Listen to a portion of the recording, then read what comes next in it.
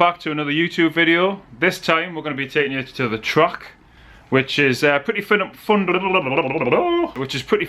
to this project, because that's the whole point of it in the first place. It's a track car, it's a dedicated track car. There's going to be times when we do work on it, but a lot of it's going to be track related type stuff, so hopefully you might find some enjoyment from watching that. If you're not into track footage, I completely understand, and I'll try and make it as interesting as possible.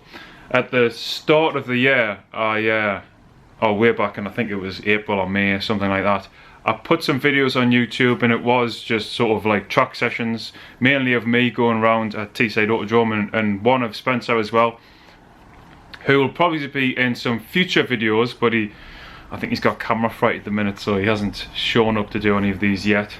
So yeah, them videos are where I started taking footage, and when I first started, it was just a case of putting a camera in a car and driving around, and I was dead excited. I got back in the house after the track day and I put them on the laptop, and I looked through them, and I was like, wow, that's interesting, that's brilliant, I've got to share it, I've got to show people, I've got to do something. And the reality is that I find it really interesting, but a lot of people might not, and you know, for obvious reasons. So I understand if you're not into track footage, you might not want to watch, but I would say hold on, because there is some interesting stuff happens, and it's all part of the story. It's worth mentioning now before we get started that I'm really humbled and appreciative of everyone who has sent us a message, you know, hooked us up on Facebook Messenger, sent us an Instagram message, personal text, you name it, friends, family, strangers. It's pretty daunting doing this YouTube thing to start with, so to get loads of messages of people saying, you know, that was great, you're doing well, you know, maybe improve on this, anything, constructive criticism, the lot, I'll take it. So thanks very much for getting in touch. Thanks again if you've liked, subscribed and shared the video. The whole point is that this is shared, so hopefully it will get it out there for people to see, like-minded people, in the same way that I watch other people do stuff to their cars and go on track as well. So thanks very much for that, and a big massive thanks to my cousin Liam, who is a YouTuber also. He's got his own channel, it's called Soul Tunes, and he does loads of creative drawing and stuff, and he's given us loads of advice on about YouTube and about content creation and all the rest of it. So thanks very much, Liam, I really appreciate it, mate. Right, let's now get down to business. So let's talk about Teesside Autodrome. It's one of the local tracks to where I live. I live in Newcastle, and Teesside is about 50 miles away. The really good thing about Teesside Autodrome is that it is local, it's cheap. I mean, it's really cheap. They do these track nights where you only pay 35 quid, but you get 3 hours of open pit lane time on track. It's brilliant, it's absolutely fantastic, and it means that you don't even have to have a track car. You could take your Repmobile, your hot hatch, your family wagon, anything, it doesn't matter. You pay 35 quid and you get to blast it round track. And it gives you the ability to have a good little sort of taste of track time, you know, without actually cooking your car or spending, you know, like hundreds of thousands on a car to do it specifically for that. So big thumbs up for Teesside Autodrome for doing that. I really like it, and that's where we will find ourselves going quite often. Got loads of plans to go to Croft, Cadwell Park, all sorts of places, but Teesside is probably the place where you'll see us the most. Now, if you've seen some of my previous videos, then you'll see that the car's developing. I've already said I'm going to put some more videos out on the build and all the rest of it, and I probably need to stop talking about it. Let's get on with it. This is me at Teesside Autodrome, filmed a few months ago, so don't shoot us because it ain't current. But filmed a few months ago, and this is session 1, just a little snippet, a little highlight. I'm not going to give you like 10, 15, 20 minutes of track time. I'll just give you little bits, stuff that I find interesting, and hopefully you might also.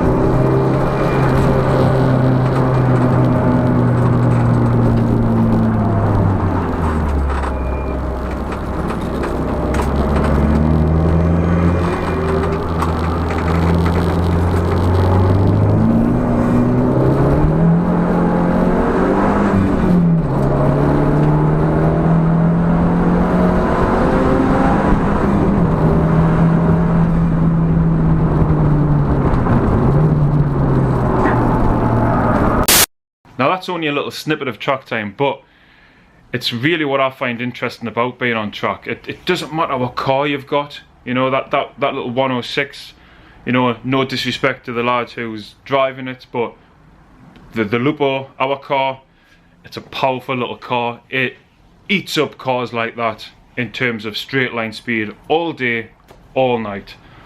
But a lot of it doesn't come down to how much power you've got.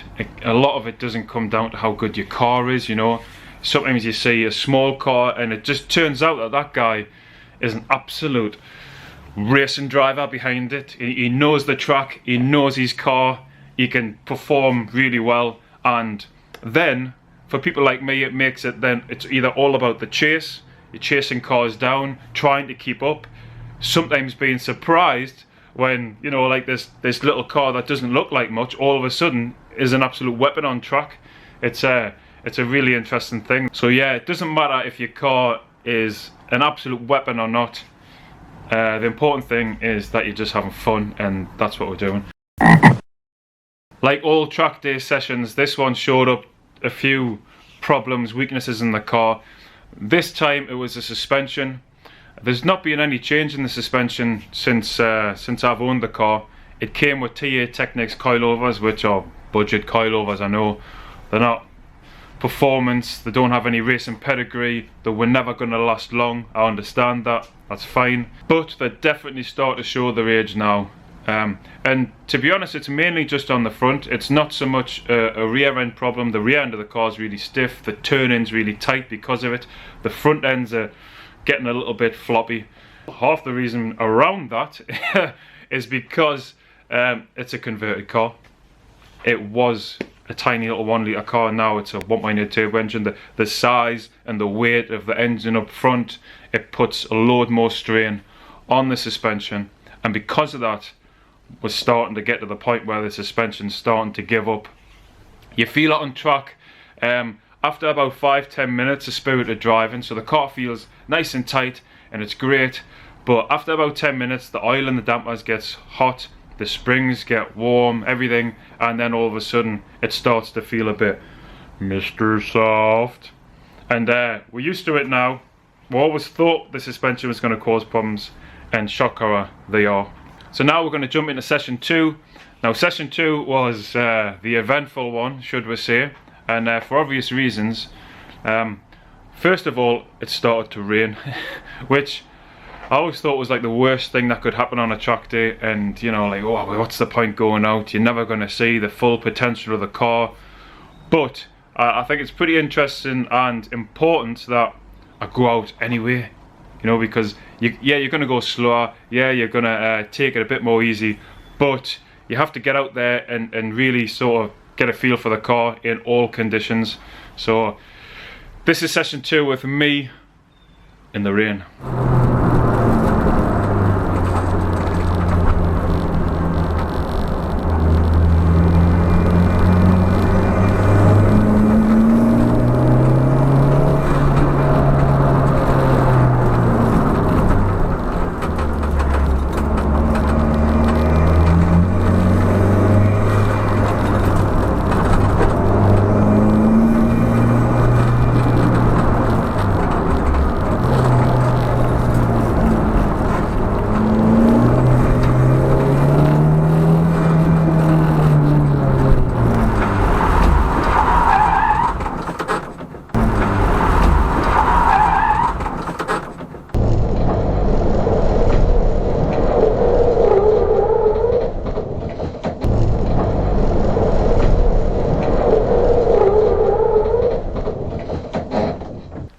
Absolutely shit myself.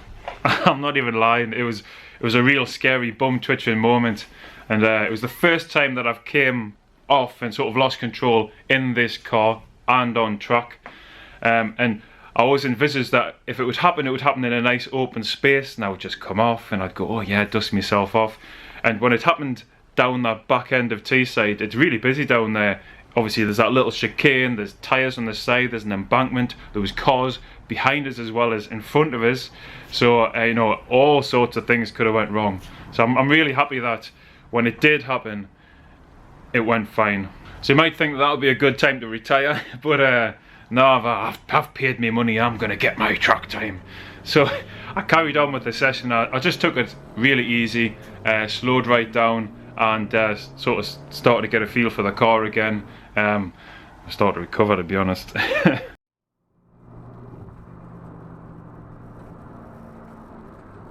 So hopefully that gives you a little bit of an insight into track days, how much sort of fun we'll have on them, how much calamity can ensue, how sometimes they can be a little stressful, things don't always go to plan. But the top and bottom of it is it's a really enjoyable experience, and I'm pretty intent on you know, showing you everything. So you know, if I do really well on track and have a good session, you're going to see it. If I get absolutely owned by someone with a much bigger car than me, then you're going to see it. And if I come off in a blaze of glory, you're going to see it. We'll show you everything. Thanks very much for the likes, comments, subscriptions, and the shares. Get it out there, tell your friends about it. I think I'll end this video on a little thing that I've got here. It's really nice, but I mean, this is tiny, to be honest, but I got a little email off YouTube and they just wanted to tell us how well I'd done for essentially video number 1 that I put out, you know, just last week. And in that time, I'll show you, if we'll just get you focused. In that time I gained 16 subscribers. It's actually a few more now.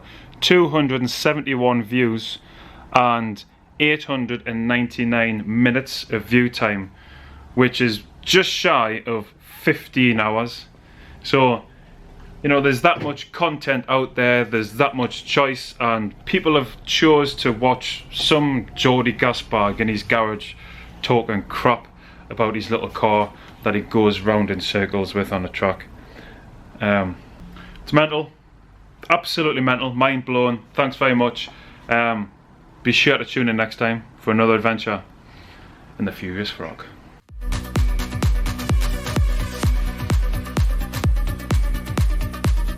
Half of the reason is, so this is me at Teesside Autodrome.